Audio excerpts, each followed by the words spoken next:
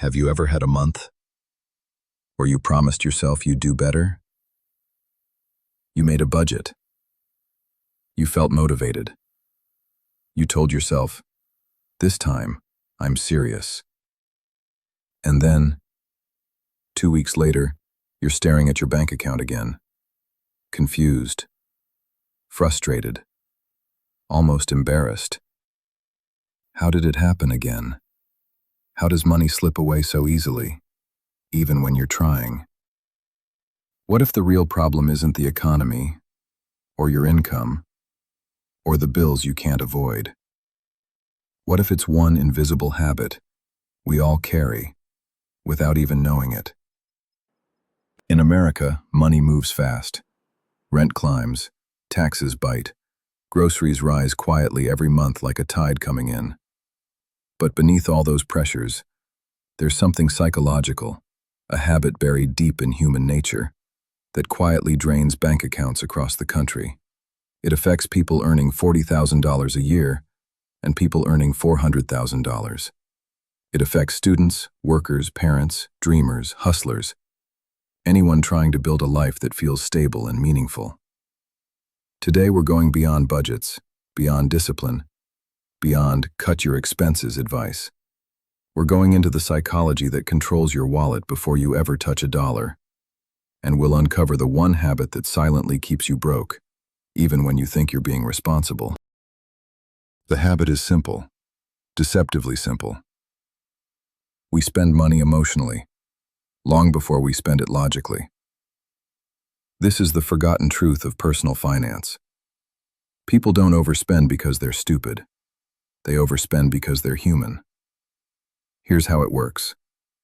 You walk into Target to buy detergent, and suddenly you're holding scented candles, a new mug, and snacks that weren't on your list. You open Amazon for a charger, and 10 minutes later your cart has a tripod, a book you might read one day, and a pack of pens you definitely don't need. Every time your paycheck hits, you feel lighter, looser. You deserve something. You earned it. You're tired. You're stressed. You want to feel good. For 5 minutes. And your brain, not your wallet, makes the decision. This is the habit. We spend money to change our emotional state. Not to solve a need, not to improve our life. Just to feel something. Relief, excitement, status, comfort, escape.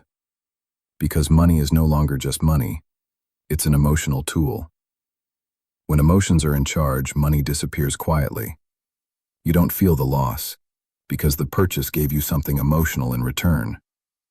Until, of course, the feeling fades, and you're back where you started, broke, confused, and ready to repeat the cycle all over again. In the US, this habit is amplified by the world around you. Your phone shows you things you didn't know you needed. Your friends are posting upgrades you didn't know you wanted. Every app is designed to extract dollars quietly. The subscription economy has no mercy. Free trial, automatic billing, forgetfulness, money gone. Credit cards make spending feel painless. You don't lose money, you lose nothing. Just tap and go. Your brain gets dopamine with zero punishment. This is a dangerous cocktail. Emotions, convenience, credit. A financial trap hidden inside everyday life. Take Marcus, a composite character representing millions of Americans. He earns $58,000 a year, not rich, not poor, just average. Car payment, $540, insurance, $190, rent, $1,650, groceries rising, subscriptions at $60, interest creeping quietly. By the 15th, his account is tight. So he spends emotionally, because he's stressed, because he worked overtime, because life feels heavy, because everyone around him looks like they're doing better. Coffee runs, food delivery, impulse Amazon buys, all of it stacking up like bricks. Not because he's irresponsible, but because he never learned the one skill that matters: how to separate emotions from money. Here's the deeper truth most financial channels never talk about. We don't buy things because we want them. We buy things because we want to be something. Money is identity. The shirt you buy isn't just fabric, it's who you want to be seen as. The new iPhone isn't just a phone. It's, I belong.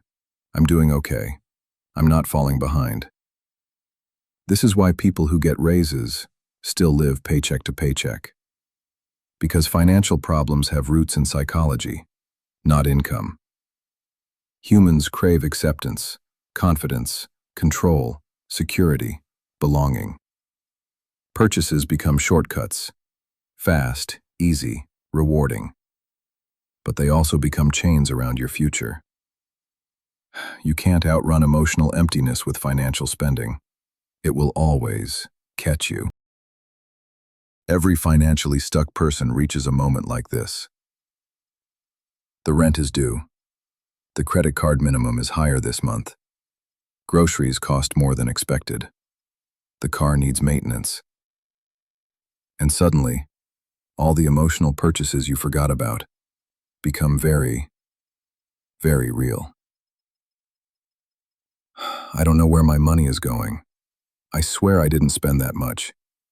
Why does life feel like I'm always catching up? Because emotional spending is invisible when it happens. You only feel the aftermath. And here lies the turning point. The one habit that makes you broke isn't overspending. It's unconscious spending. Spending without presence, without awareness, without intention. Using money to soothe wounds instead of heal them. Using purchases to manufacture joy instead of build it. Using lifestyle to cover insecurity instead of confront it. The real cost isn't the $12 latte. It's the story behind it. I feel exhausted. I feel lonely. I feel behind. I feel like I need to prove something. The purchase isn't the expense. The purchase is the symptom. If you can identify the emotion before the purchase, you break the habit. If you can't, you stay stuck. Breaking this habit doesn't require discipline, or more money, or a miracle. It requires a tool psychologists call the pause. A 10-second moment between emotion and action. Step 1. Pause. 10 seconds. 1 breath in, 1 breath out. Step 2. What emotion am I trying to feel right now? Step 3. What feeling would I avoid if I didn't buy this? Loneliness? Stress? Insecurity? Boredom? Pressure? Fear of missing out? When the emotion is named, the fog clears. If the purchase still feels right, buy it. Consciously. Because conscious spending builds confidence, awareness, financial intelligence. People don't go broke buying things. They go broke buying things without knowing why. Let's be honest. Life in America is heavy. Rent alone can swallow half your paycheck. Food prices are unpredictable. Medical bills feel like a lottery you don't want to win. Car payments have become mortgages on wheels. But even inside this pressure, something else is happening. There are people earning modest incomes who quietly build stability, and people earning huge incomes who are drowning. The difference isn't income, it's intentionality. Conscious spending creates a margin, a gap, a cushion. Even small amounts matter. Because money builds like fitness. 10 minutes a day changes your life more than 2 hours once a month. Tiny conscious moments, repeated, create freedom. You don't need to be perfect. You don't need to be strict. You don't need to be extreme. You just need to be awake when you spend. That alone separates you from 90% of Americans who are financially stressed, not because they're underpaid, but because they're emotionally exhausted. And emotional exhaustion leads to emotional spending. You don't need to become a monk or stop enjoying life. or kill your personality or your joy. You only need one habit. Spend with awareness, not emotion. This shift reshapes your entire financial life. You buy less. You value more. You save without suffering. You feel calmer. You choose your future instead of reacting to your present. Over time, something beautiful happens. Emotional purchases lose their power. You create peace without purchases, joy without transactions, identity without items. You become someone money can no longer manipulate. If you want your life to change, start here. Not with a budget, not with spreadsheets, not with a side hustle, not with another motivational speech. Start with one breath, before every purchase. One moment of presence, one moment of honesty, one moment of awareness. You don't need more income to build freedom. You need more clarity. So here's the question. The next time your finger hovers over buy now, will you be awake or will you be on autopilot?